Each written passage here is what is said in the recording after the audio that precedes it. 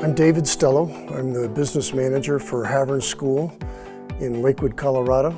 We're a small independent school for kids with diagnosed learning disabilities.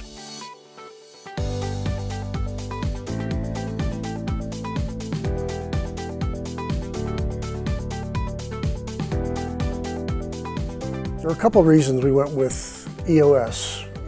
It was quite a substantial financial savings. As I said, we're a small school, and $100,000 savings was very significant for us. We've been tenants in this building for over 50 years. It became evident we needed to do lights in the classroom and the corridors, and the other major factor in the decision was the ability to alter the color setting of the lights. It gave us some control over the lighting color that we felt would be important to our students.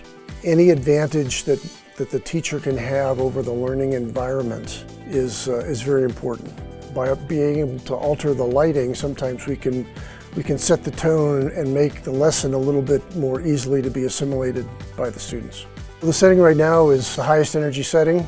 If the kids need to mellow out a little bit, the teacher might dim it down 1 step, 2 steps, or even 3 steps.